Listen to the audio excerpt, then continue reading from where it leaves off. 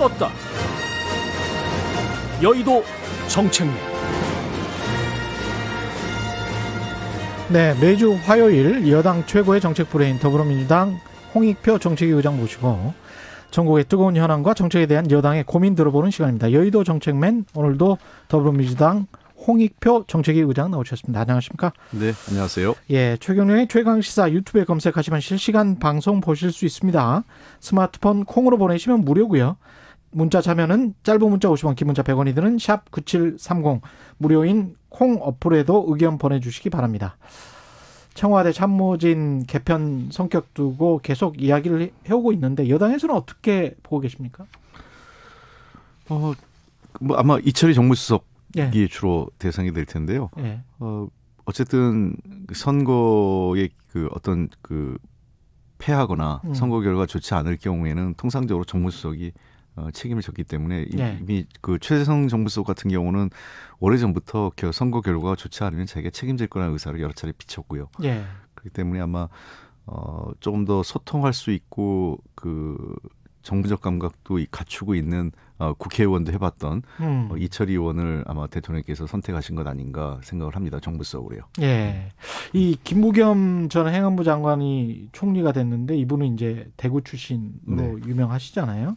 이렇게 되면 어떻게 보면 이제 영남 화평 인사 플러스 중도 우클릭 뭐 이렇게 생각을 해도 되나요? 글쎄요, 뭐 중도 클릭까지는 좀 뭐 모르겠는데 예. 김부겸 전 장관, 그러니까 이제 지금 그 국무총리 후임자죠, 그 예. 내정자인데 후보자 같은 경우에는 영남 출신으로서 그 지역 그 어떤 지역 감정, 그다음 지역주의 타파나 또는 균형 발전 이런 거에 굉장히 노력을 많이 해왔고요. 정치 예. 분야에서는 통합형 지도자였습니다. 그런 예. 측면에서 임기 말에 이제 한 1년여 남긴 그 정부 입장에서는 통합형 총리, 그다음에 지역 화합형 총리 이런 측면의 성격이 강하지 않을까 생각하고요. 예. 또 워낙 행안부 장관도 했기 때문에 정권 초기에 예. 여러 가지 국정 운영에 대한 이 정부와 그 어떤 생각이나 철학을 공유하는데도 이미 경험이 있기 때문에 훨씬 더 편하지 않을까 이런 생각도 있습니다. 주호영 국민의힘 당대표 권한대행 같은 경우는 협치 포용하겠다는 총리 후보자와 개혁의 바퀴 멈추지 않겠다는 여당 원내대표 간 당정 불협화음이 발생하지 않길 바란다. 이렇게 하면서 이 김부겸 총리 내정자에 관해서는 뭐 환영하는 것 같고요. 근데 이제 여당 원내대표 새로 선출된 윤호중 의원에 관해서는 견제하는 것 같고 그렇습니다. 글쎄요, 저는 이 로직, 논리 자체가 좀 이해가 안 돼요. 예. 협치와 개혁이 대치되는 걸로 얘기하는 게요. 같이 예. 갈 수 있다. 같이 갈 수 있고 또 뭐 그 협치와 개혁은 성격이 다른 거죠. 예. 개혁이라는 것은 어떤 그 목표, 정치를 하는 이유, 목표가 된다면 협치는 그러한 목표를 달성하기 위한 수단이 되겠죠. 예를 들면 개혁을 위해서 협치가 필요할 수 있지만 협치를 위해서 개혁을 포기한다? 이건 또 말이 안 되는 거 아니겠습니까? 그렇죠. 네. 예. 그래서 그 협치, 개혁 이거를 이렇게 상치되는 개념으로 놔두는 게 저는 주호영 원내대표의 그런 그 논리를 이해할 수 없습니다. 그러면 주호영 대표의 그 협치라는 얘기는 개혁하지 말자는 얘기인지. 네. 그래서 그거 자체는 뭐 두 사람의 갈등이냐 이런 걸 논하기 전에 주호영 대표의 논리 자체가 전혀 이치에 맞지 않다 이렇게 봅니다. 예. 특히 또 야당 쪽에서 이렇게 논란을 불러일으키는 인사는 김호란 방역기획관인 것 같은데요. 네. 그 임명에 관해서는 어떻게 보십니까? 글쎄요, 김호란 이번에 방역관 같은 경우는 임명이 됐는데 아마 그 동안에 이제 그분의 전문가로서의 견해죠. 그러니까 그분의 전문가의 견해로서 뭐 그것이 정치권에서 어떻게 수용됐느냐는 그건 별개의 문제고 모든 그 전문가의 의견이 다 맞을 수도 없고 또 어느 경우엔 또 일부 틀릴 수도 있겠죠. 예. 그러나 당시 그 김호란 씨의 그 어떤 그 방송에 출연해서 얘기를 해보면 그 당시 그 어떤 방역 상황이나 이런 걸 감안했을 때 충분히 근거가 있는 얘기였어요. 왜냐하면 미국이나 영국 같은 경우는 하루에 수만 명씩 미국은 어떤 때는 20만 명 이상의 확진자가 발생했지 않습니까? 예. 그런 상황에서 방역에 대해서 공격적인 투자와 선제적인 방역에 목을 매달 수밖에 없는 상황이었고 예. 상대적으로 한국과 대만이라든지 또는 독일 같은 경우에는 방역이 저 호주, 뉴질랜드도 그렇고요. 방역이 안정적인 국가에서는 이 백신 문제에 대해서 상대적으로 보수적인 입장을 취할 수밖에 없었던 거였죠. 예. 그런 상황에 대해서 전문가로서 의견을 필요로 했던 거고 실제로 저희가 다 공개할 수 없지만요. 이 파이자를 비롯한 다국적 제약회사들의 요구가 매우 무리합니다. 무리했었죠. 예, 그리고 현재도 그렇고 지금도 그렇습니까? 예, 굉장히 무리한 요구. 그러니까 사실은 그거를 이제 이 협상 당사자, 계약 당사자 간의 문제라 공개하지 않는 걸 원칙으로 하고 있기 때문에 그렇죠. 정부가 공개를 못해서 그렇지. 예. 아마 그런 내용들이 공개된다면 그렇게 하면서까지도 협상을 해야 되느냐, 해야 말아야 되느냐. 아마 하고 났을 때 그거에 대해서 야당과 언론의 공격도 만만치 않았을 거라고 저는 생각을 합니다. 이스라엘 같은 경우는 접종과 관련해서 막고 국민들 데이터를 그쪽 제약사로 넘겨주기로 하고 이런 네, 약속을 아예 인터넷에 공개를 해버렸더라고요. 그렇습니다. 예. 그리고 단가도 사실 유럽보다 거의 2배 가까이 줬고 예. 그런데도 불구하고 이제 네타냐후 총리가 그렇게 강하게 드라이브를 걸 수밖에 없었던 거는 물론 이스라엘도 확진자가 많긴 했습니다만은 네. 사실은 이스라엘도 총선이 있었거든요. 예. 근데 그런 측면에서 보면 청와대나 정부 여당이 좀 더 주도 면밀하게 이걸 강하게 좀 처음부터 몰고 가서 좀 드라이브를 걸었으면 낫지 않았을까 그런 생각도 들기는 합니다. 저는. 아쉬움이 있죠. 예. 저는 이후에 뭐 추진 과정에서 좀 아쉬움이 있을 수 있겠지만 그 당시에 다국적 제약회사에게 일방적으로 끌려가서 안 된다라는 생각도 있었고요. 예.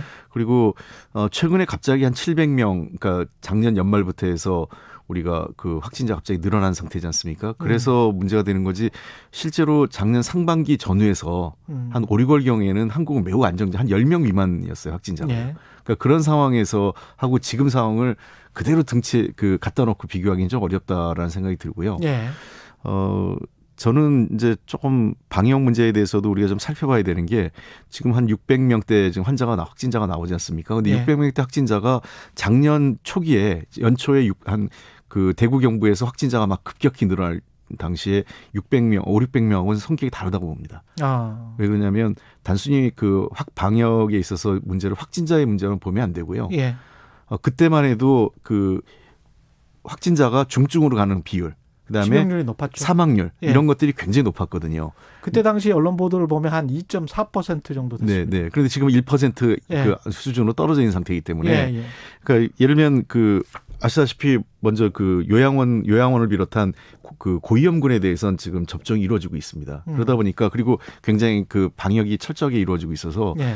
현재는 고위험 환자가 위에서 발생이 훨씬 떨어지고 있고요.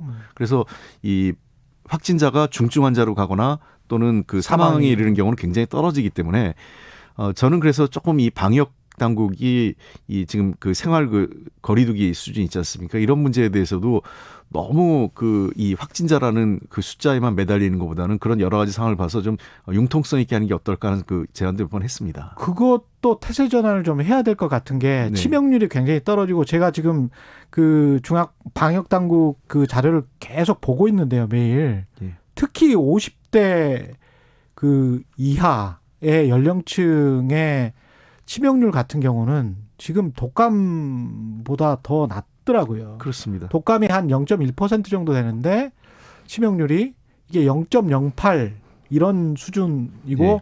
그 아래 연령대는 뭐 훨씬 더 낮은 상황이거든요. 예. 그러면 뭔가 좀 이게 경제 상황이나 이런 거를 고려해서라도 뭔가 좀 바꾸어야 되는데. 그래서 저희가 사실은 이제 예. 그 당정청 회의나 뭐 여러 가지 회의를 해서 당에서는 상당히 탄력적인 방역 활동을 예. 좀 제안을 하고 있습니다. 다만 그러나 여전히 방역 문제는 방역 의료계나 예. 방역과 관련된 전문가 영역이기 때문에 그분들의 의견을 존중하고 있는데 그분들은 또 보수적으로 생각을 하실 훨씬 거고. 그분들은 굉장히 상대적으로 더 보수적이죠. 그럴 수밖에 왜냐하면 없고. 그분들은 그 의학적, 방역적 관점이 우선이고 그렇죠. 저희 정치권의 입장에서는 다른 민생 경제 이런 관점을 종합적으로 보다 보니까 예. 그 결이 좀 다릅니다만 예. 조금 더 저는 그런 이 확진자나 이런 이 현재 이 코로나 상황에 대한 면밀한 그 분석을 통해서 좀 더 융통성 있고 탄력적인 접근이 필요한 때가 아닌가 생각합니다. 원내대표가 윤호중 의원이 되셨기 때문에 네. 당대표 같은 경우는 뭔가 좀 뭐랄까요? 윤호중 의원과는 좀 색깔이 다른 이른바 언론에서 이야기하는 비문 계열 이쪽 분이 돼야 뭔가 이제 그 구색, 쇄신의 이미지 이게 맞는 게 아닌가 이런 지적들이 많이 나오고 있거든요. 어떻게 생각하세요? 글쎄요. 저는 지금 자꾸 당내에서 비문, 친문 이런 얘기를 하는 것 자체가 예. 당 안팎에서요. 예. 도리어 당 내에서는 별로 그런 거 의식을 하지 않습니다. 제가 보기에는 홍영표 대표 후보, 그다음에 우원식 후보, 송영길 후보 이 세 분 중에 도대체 누가 비문이고 누가 반문인지 모르겠어요. 친문인지도. 예. 그러니까 홍영표 대표나 우원식 대표 같은 경우는 이미 20대 국회 때 원내대표라면서 성공적으로 그 정부 여당과의 호흡을 잘 맞췄던 분이고 예. 송영길 후보 같은 경우도 그 정권 초기에 동북아 위원장 들어가셨지 않습니까? 예. 여러 가지 청와대하고도 호흡을 맞췄고 오랫동안 문재인 대통령하고도 정치를 함께했던 사람이기 때문에 예. 저는 그런 분걸로 나눌 필요는 없고 다만 각각의 좀 특장점들이 있는 사람들이다 이렇게 보면 될 것 같습니다. 특장점이 있다. 예. 예. 왜냐하면 말씀하신 대로 이 우원식 후보 같은 경우는 훨씬 민생 쪽에 예. 올지로 위원장을 하셨기 때문에요. 예. 강점이 있는 거고 그다음에 홍영표 후보 같은 경우에는 본인이 훨씬 더 그 당의 단결과 그 개혁 쪽에 초점이 맞춰 있고요.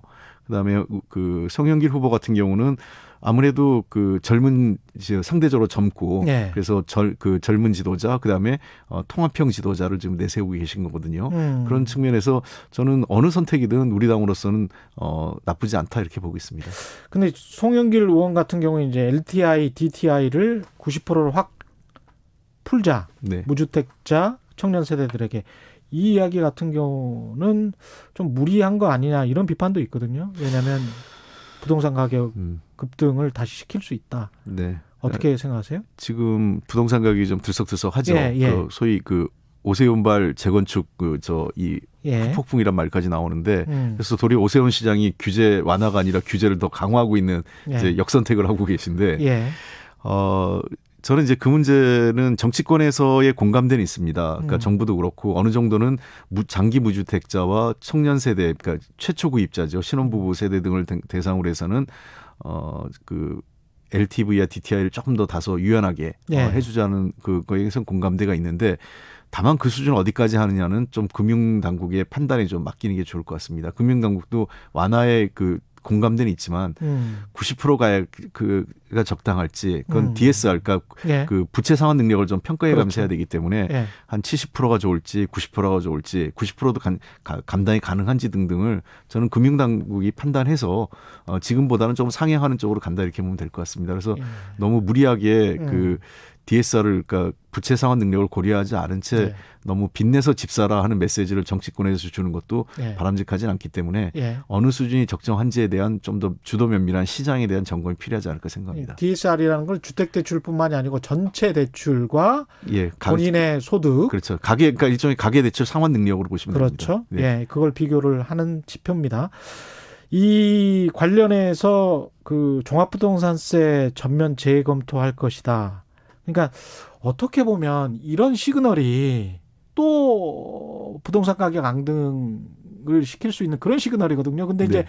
선거에 지고 나니까 그러면 종부세라도 어떤 1가구 1주택자들에게 어떤 혜택을 그러면 좀 면세를 좀 해줄까 이런 이야기잖아요. 네. 이 논의는 바람직한 겁니까? 다소 이제 종부세가 초기에 설계했을 때보다는 초기에는 예. 이제 초고가 주택, 또 부자들에 대한 일종의 부유세 개념으로 도입됐는데 예. 그거보다는 좀 너무 확대됐다. 이게 왜냐하면 집값이 상승하면서 집값이 상승하면서 예, 그러니까 예를 들면 이제 우리 같은 경우에는 외국하고 달라서 자산의 규모 그 비중이 굉장히 비정상적이에요. 그렇죠. 그러니까 부동산, 그러니까 소위 토지나 토지가 한 70% 이상 그렇습니다. 전체 자산을 예. 차지하고 있기 때문에 이제 이런 얘기가 볼멘 소리가 나오는 거죠. 내가 집 한 채 가지고 있었는데 갑자기 집이 상승하면서 종부세 들어가니까 샐러리맨 같은 경우 내 한 달치 월급이 세금으로 나가게 된다.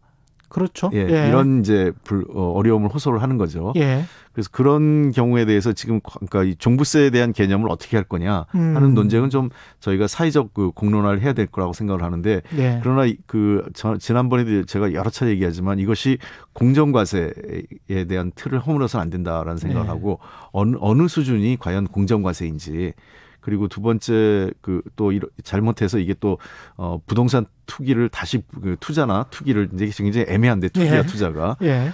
이것을 부추기는 또 그 역효과도 발생할 수 있기 때문에 예. 제가 여러 차례 얘기했지만 이런 부동산 정책은 6월 달에 양도 그 과세에 대한 우리 저 다주택자 고가주택에 대한 이 중과세가 지금 실시되지 않습니까? 예. 그런 상황을 보면서 저희가 좀 면밀하게 판단해야 될 문제라고 생각을 합니다. 국민의힘 소속 오세훈 서울시장 비롯해서요. 국민의힘 소속 5개 광역자치단체장들이 모여서 올해 공시가격 동결하고 정부가 갖고 있는 공시가격 결정권도 지자체에 그냥 넘겨라. 이렇게 지금 이야기하고 있잖아요. 이제 관련해서 아마 이제 보유세 너무 과하다 이런 네. 거를 지자체장들이 좀 들어주고 싶다 이런 이야기인 것 같은데 예. 어떻게 생각하십니까? 글쎄요, 저는 뭐 다른 것들은 뭐 예를 들면 이제 재산세가 너무 급격히 올랐다. 저는 예. 세금을 걷는 것, 공정하게 걷는 것도 중요하지만 너무 과하게 급격하게 세금이 오르고 내리고 하는 건 문제가 있기 때문에 예. 그런 측면에서는 뭐 다소 저희가 수용할 부분이 있지만 동결하자 이거는 과연 그게 공정한지의 문제는 있을 것 같아요. 그래서 예. 일정 부분 지나치게 많이 오른 세금을 조금 더 완만하게 해주자는 주장은 뭐 우리가 한번 그렇죠. 협의해 볼 수 있지만 예. 동결하자라고 하는 것은 그럼 집값 상승에 대한 것은 어떻게 해야 되느냐 문제가 남아 있고요. 집값이 오르지 않는 지역은 그러면 네. 집값이 과도하게 올랐다라고 판단되는 지역에 공시가를 동결해 버리면 예. 집값이 덜 오른 지역들이나 오르지 네. 않은 지역들은 상대적으로 또 불평등해질 수 있죠. 네, 그렇습니다. 예. 그게 과연 공정하냐의 문제가 제기되고 그다음에 그렇죠. 지방 정부에게 이걸 권한을 넘기자라고 하는데 예. 이것은 우리가 이제 조세 법률주의라고 하는 게 있어요. 예. 그러니까 그 세금은 법률에 근거해서 부과하게 돼 있기 때문에 지금 현재 우리나라에서 지방자치단체에는 입법권이 없습니다. 예. 조례권만 있죠. 예. 그래서 그럼 우리나라 법 체계에 맞지 않고요. 두 번째, 지방 정부가 한다고 했을 때 예컨대 포퓰리즘이 생겼을 때 어떻게 하냐는 겁니다. 세금 포퓰리즘이요. 예를 들면 자기의 당선을 위해서 세금을 막 깎아주겠다. 예를 들면 잘 사는 자치구는 괜찮습니다. 예. 예를 들면 소위 강남 3구 같은 경우에는 한 반으로 깎아줘도 세금이 많이 거칠 거예요. 다른 데보다는. 예?